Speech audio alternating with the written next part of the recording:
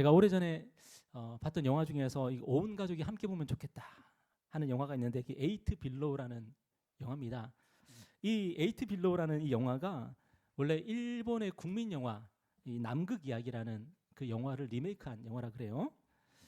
이 영화에서 이게 남극의 탐사 대원들이 8마리의 썰매개들을 데리고 남극 탐사 여행을 이제 가는데 이때 탐사 대원들이 참 많은 위기를 만나고 우여곡절들을 이제 겪게 됩니다.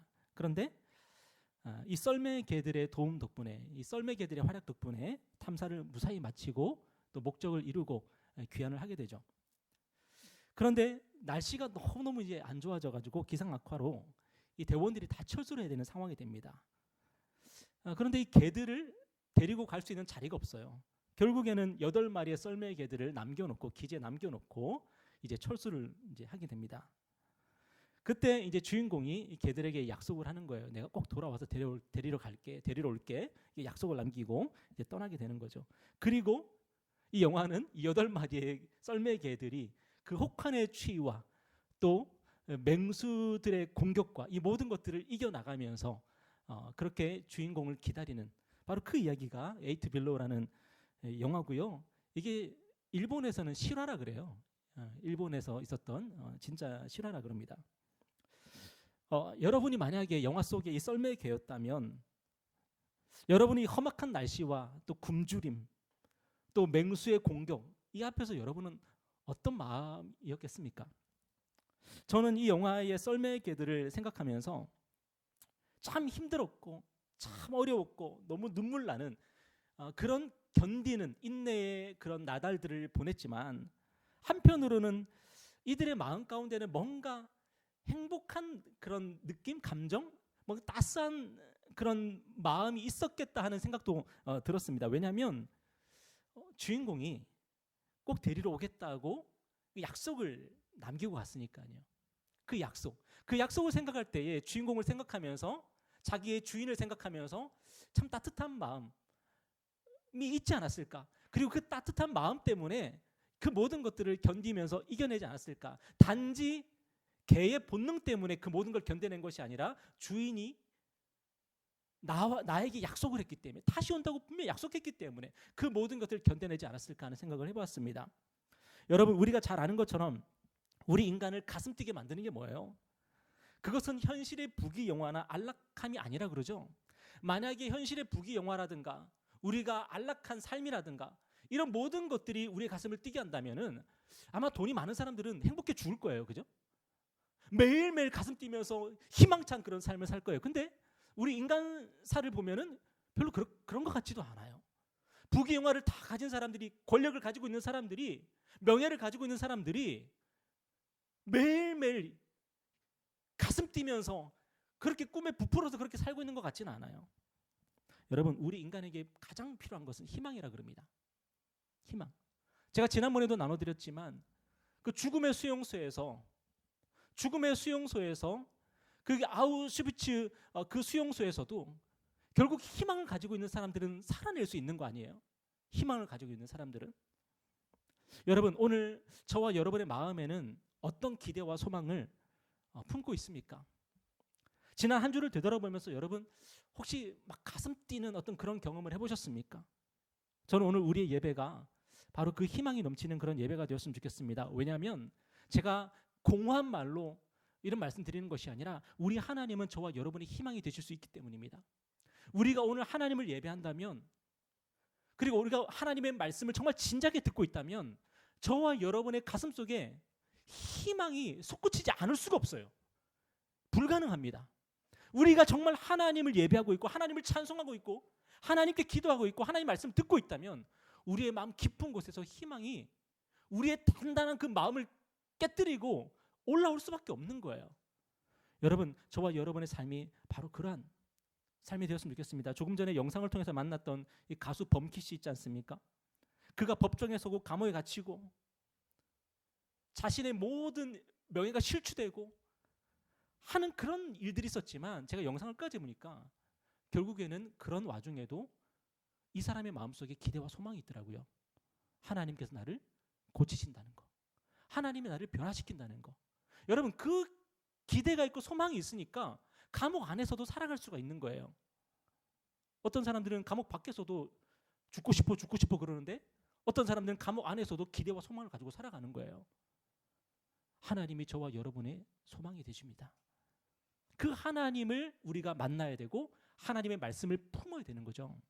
오늘 본문을 보면은 우리 주님께서 이제 시위대 뜰에 갇힌 예레미야에게 예루살렘의 멸망과 회복의 약속을 주시는 그런 이야기인데, 오늘 1절에 보니까 예레미야가 아직 시위대 뜰에 갇혀 있을 때에 여호와의 말씀이 그에게 두 번째로 임하니라.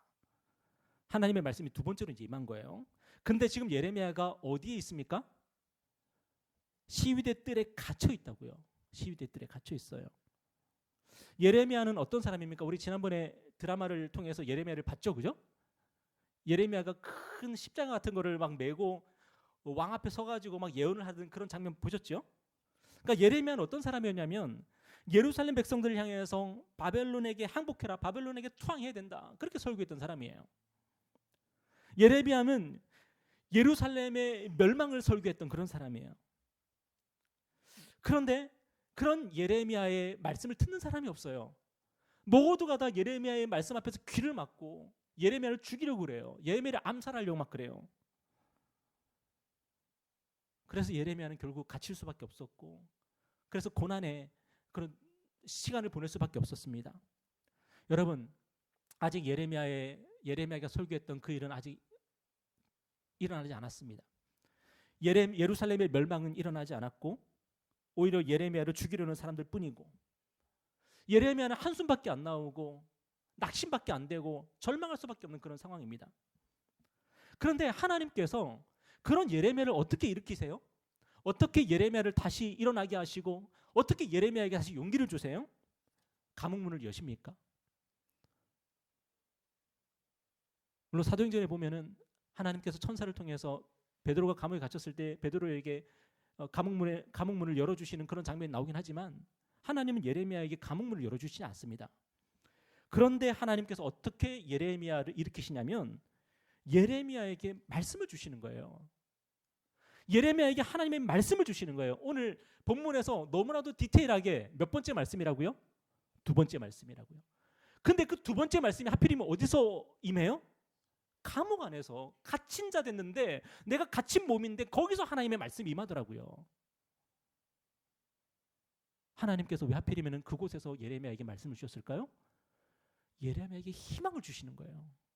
근데 그 희망이 어떤 형태로 찾아오냐면은 감옥문이 열리는 그런 형태로 찾아오는 것이 아니라 하나님의 말씀이 임하는 형태로 나에게 희망이 찾아오더라고요.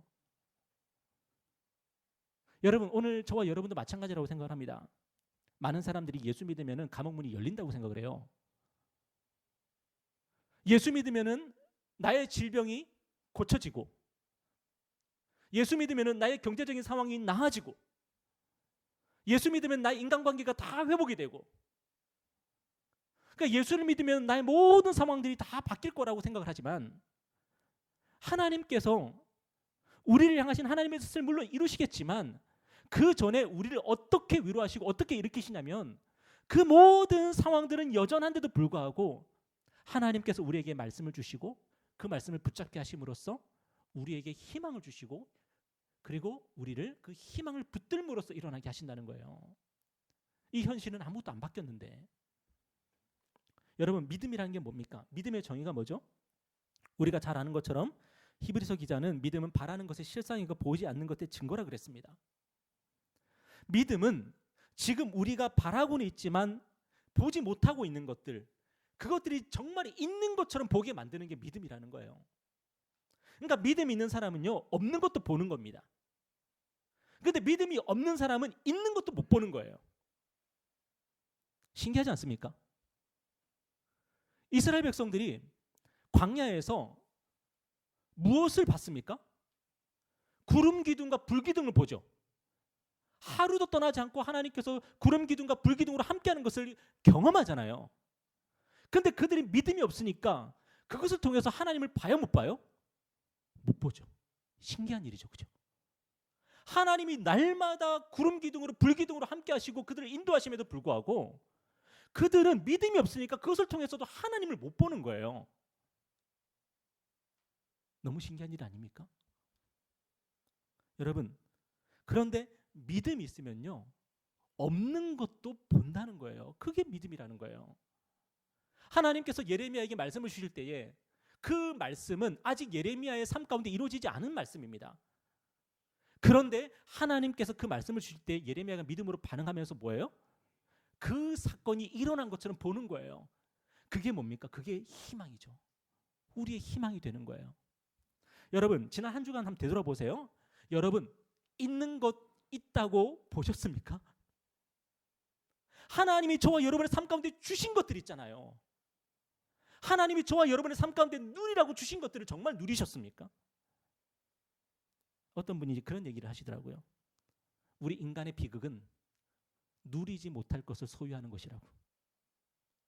하나님께서 우리에게 주셨는데 하나님께서 나에게 주셨다 그러면 누릴 수가 있어요. 근데 내가 그것을 쟁취하려고 그러면 그걸 누리지를 못해요. 누가 뺏어갈까 봐 걱정이 되거든요. 여러분, 저와 여러분에게 하나님이 주신 것들을 볼 수 있는 믿음이 있었으면 좋겠고요. 더 나아가서 하나님이 우리의 삶 가운데 우리 눈에는 보이지 않지만 이루신 일들 그리고 이루어 주실 일들을 바라볼 수 있는 그런 믿음 저와 여러분에게 주시기를 축복합니다. 저는 창세기의 요셉을 생각할 때에 그가 어떻게 넘어지지 않았을까? 그가 어떻게 쓰러지지 않았을까?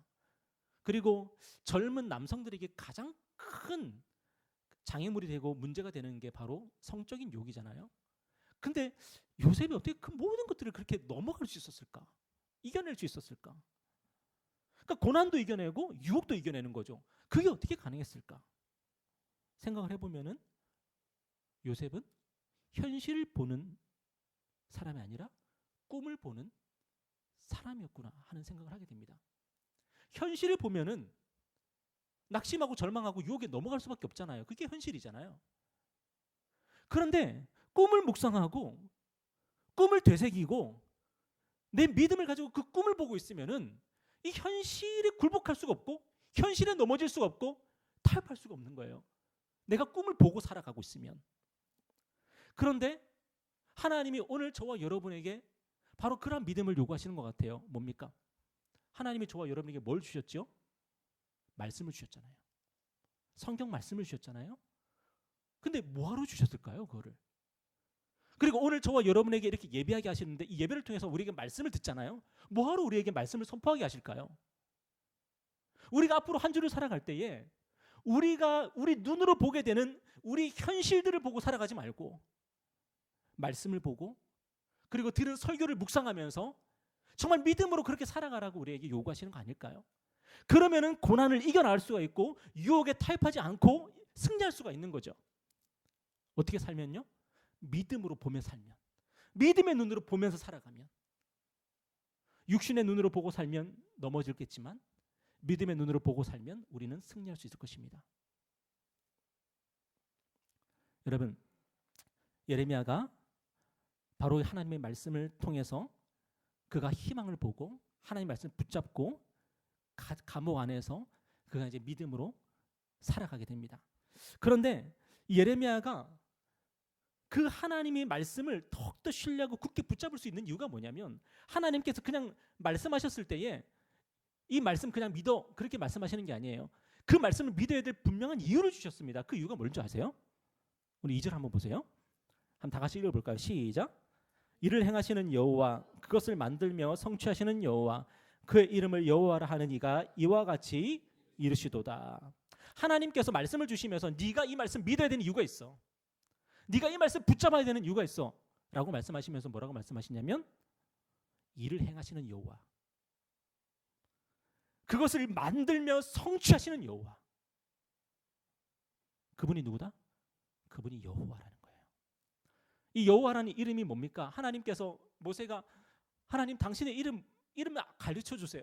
제가 이스라엘 백성들이 가서 당신의 이름이 뭐라고 말해야 되지 않겠습니까?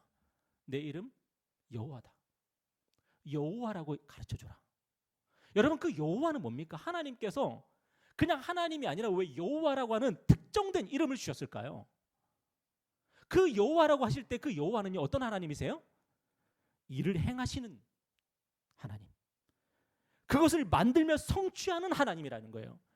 한마디로 역사를 만드신 하나님, 역사를 주관하는 하나님, 역사를 이끌어 가신 하나님, 그 역사의 하나님이 바로 여호와라는 거예요. 여러분, 우리 하나님 단지 우리의 생명이 있게만 하시는 하나님이 아니라 저와 여러분의 인생을 주관하시는 하나님이시고 저와 여러분의 인생 가운데 계획하신 것을 이루어 가시는 하나님이십니다. 그 역사의 하나님, 그분이 여호와 하나님이세요. 그래서 예레미야에게 뭐라고 말씀하세요? 내가 오늘 한 이 말을 너는 굳게 붙잡고 믿어야 된다. 왜? 이것이 이루어지기 때문에. 다른 번역본에 보면은 오늘 2절 말씀에 이를 행하시는 여호와, 그것을 만들며 성취하신 여호와라고 되어 있는데 다른 번역본에 보면은 땅을 만들고 땅을 세운 여호와라고 되어 있어요. 다시 말해서 우리 하나님은 어떤 하나님이세요? 창조주 하나님이라는 거예요. 없는 것을 있게 하신 하나님, 무에서 유를 창조하신 하나님, 모든 나라들을 세우신 하나님, 그리고 없앨 수 있는 하나님, 우리가 선 이 땅을 만드시고 이 땅을 유지하시는 하나님. 여러분, 그런 능력의 하나님, 그리고 역사의 주인이신 하나님, 그 하나님이 우리가 믿는 하나님이십니다.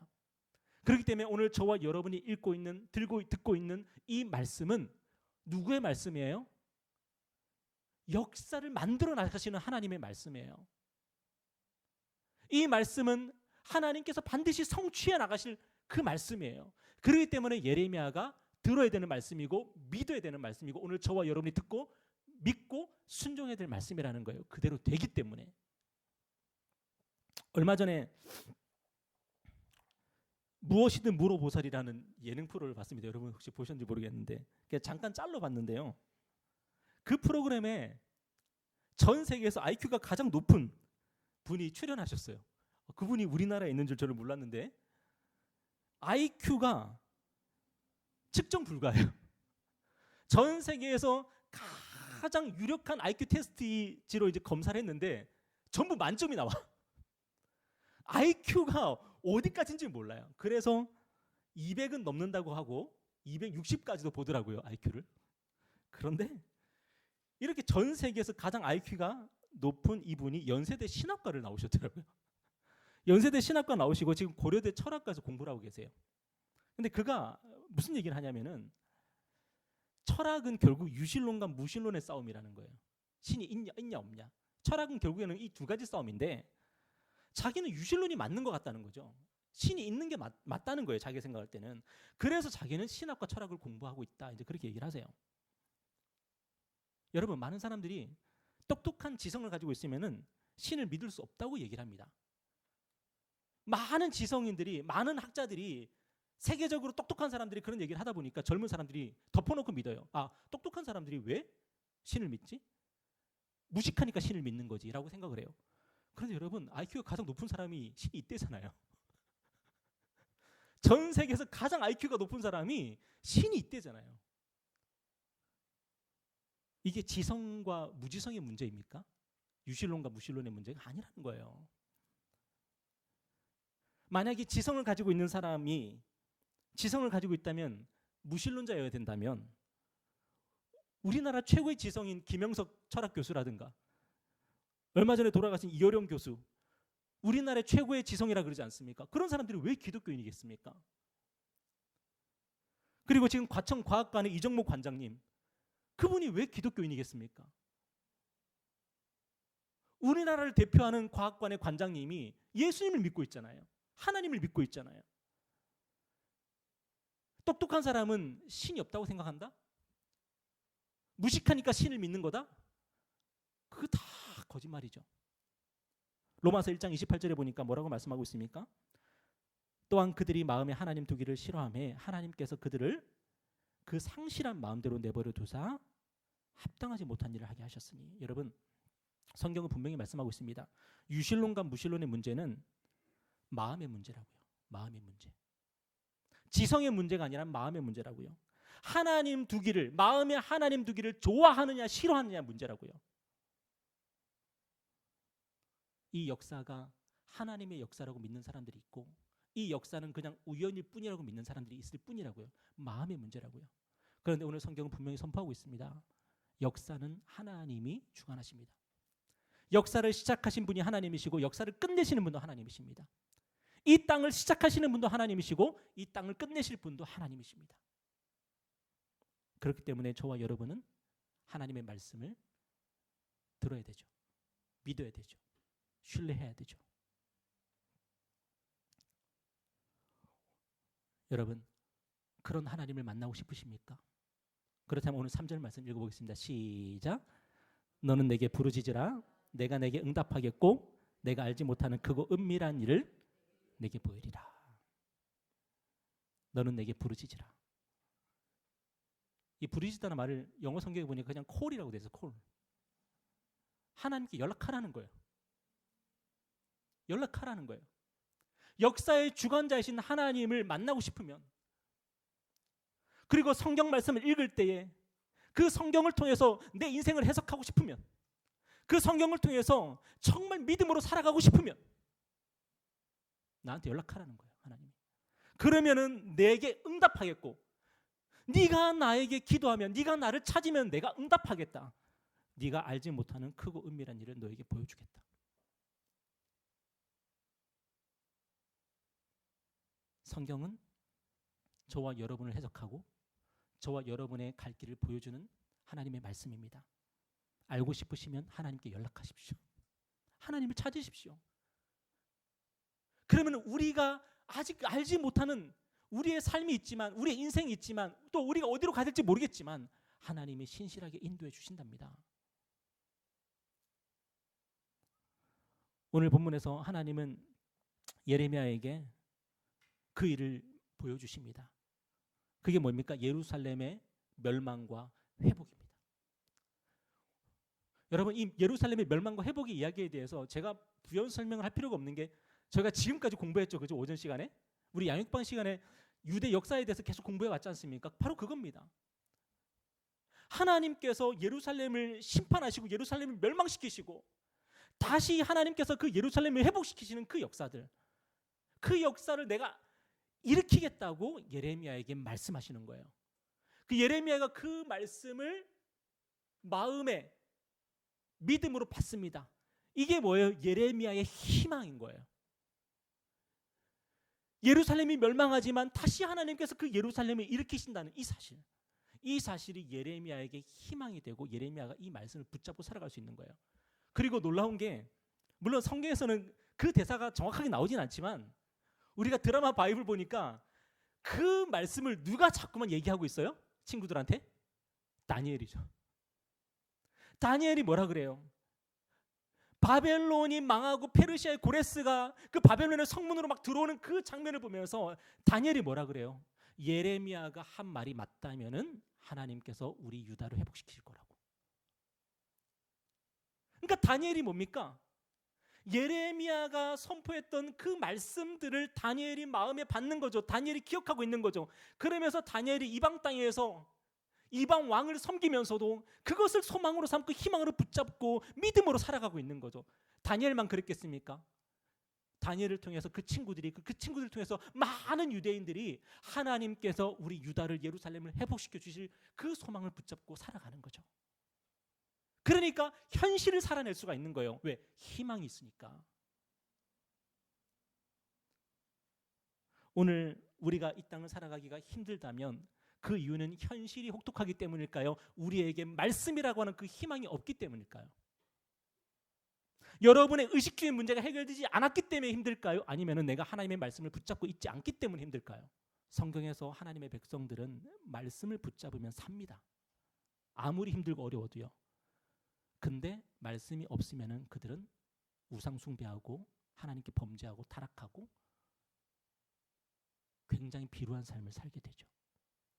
여러분, 우리가 공부한 것처럼 예루살렘은 정말로 심판을 당합니다. 멸망합니다. 그런데 다시 회복이 됩니다. 그죠? 그런데 참 알 수 없는 게 뭐냐면, 그런 유다, 그런 예루살렘이 다시 이방민들에게 지배를 당하고 다시 침략을 당하고 다시 멸망하고 다시 또 일어서고 막 그런 일들이 계속 반복되더라고요. 여러분, 도대체 하나님께서 예레미야에게 주신 이 말씀은 언제 온전히 성취가 되는 겁니까? 하나님이 언제 예루살렘을 완전히 회복시키는 겁니까? 하나님께서 분명히 예레미야에게 말씀하셨습니다. 내가 그들을 내게 범한 그 모든 죄악에서 정하게 하고 죄악을 사할 것이다. 이 성읍이 세계 열방 앞에서 나의 기쁜 이름이 될 것이다. 여러분, 그런데 오늘 여러분 예루살렘을 한번 생각해 보십시오. 오늘 유대인들을 생각해 보십시오. 정말 이들이 하나님의 영광이 되고 있습니까? 정말 이들이 하나님의 기쁨이 되고 있습니까?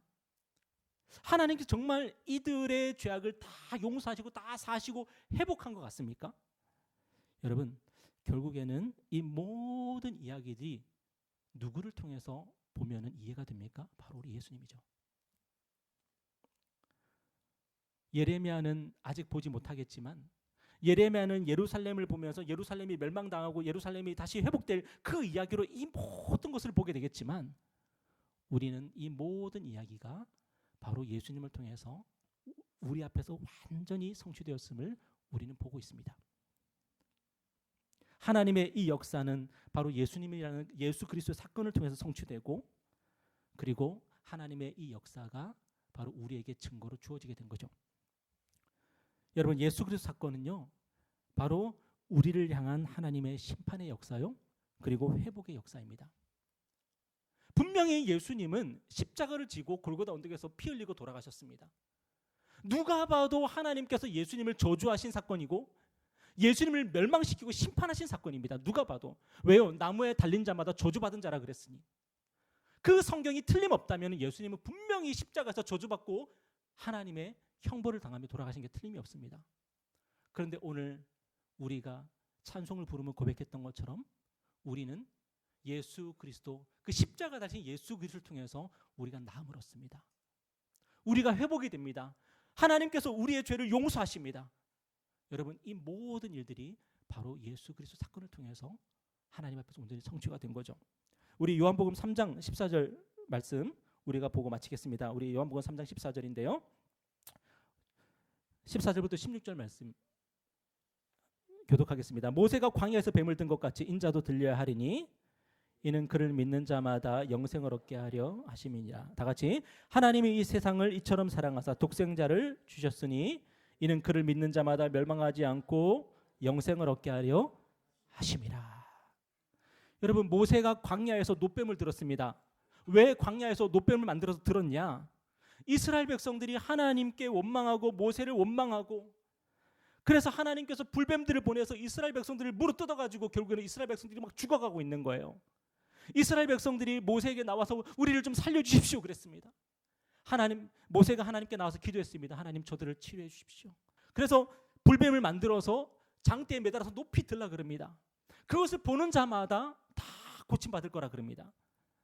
모세가 구리로 뱀을 만들어서 장대에 매달아서 높이 들었습니다. 여러분, 이스라엘 백성들이 죽어가는 자들마다 그 뱀을 볼 때에 그 장대에 매달린 놋뱀을 보면서 그들이 다 고침받습니다. 나음을 얻습니다. 여러분, 이스라엘 백성들이 하나님과 모세를 원망한 이 사건이 어떤 사건인 줄 아십니까? 왜 하나님과 모세를 원망했을까요? 하나님께 그들이 희망을 주지 않았기 때문입니다. 여러분, 희망이 없는 사람들의 입에서 나오는 게 원망이에요. 이스라엘 백성들이 광야에서 하나님께 소망을 두지 않으니까 그들은 입에서 막 원망이 터져 나오는 거예요. 하나님께서 그들이 원망 몇 마디 했다고 그들을 죽이신 것이 아니라 그들이 하나님께 소망을 두지 않았기 때문에 그들을 죽이신 거예요. 오늘 저와 여러분도 마찬가지입니다. 저와 여러분의 입술에서 지금 원망이 터져 나오고 있습니까? 왜냐하면 하나님께 소망을 두지 않으니까요. 하나님이 나의 소망이라고 고백하지 않으니까 우리는 막 원망을 하고 살고 있는 겁니다. 그런데 그런 우리에게 하나님께서 예수 그리스도를 선물로 주셨죠. 매일매일 하나님을 원망하고 불평하고 하나님께 감사치 아니하고 하나님께 소망을 두지 않고 그렇게 살고 있는 우리, 어쩌면 하나님께서 지금 당장 죽여도 시원찮을 그런 우리. 그런데 그런 우리가 오늘도 이 자리에 모여서 하나님을 예배하고 있습니다. 신기한 일이죠. 왜냐하면 예수께서 우리의 치유가 되시고 회복이 되시고 용서가 되어주셨으니까요.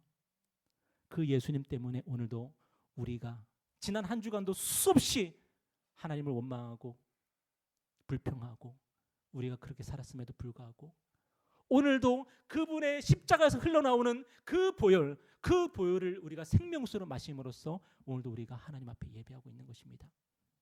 제가 참 좋아하는 찬양이 있는데요. 거친 세상에서 실패하거든 그 손 못자국 만져라. 주가 참 평안을 내게 주시리 그 손 못자국 만져라. 여러분, 거친 세상에서 실패하면 원망밖에 안 나오잖아요. 그렇죠?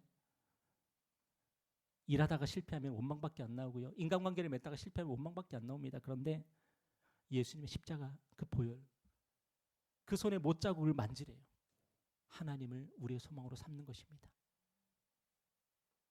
하나님을 우리의 소망으로 삼고 나를 위해서 예수님 보내주시고 나를 위해서 그 예수님 십자가에 달아 죽이시고 그래서 내 죄를 용서하시고 나를 살려주신 그 하나님을 내 소망으로 삼으라는 거예요.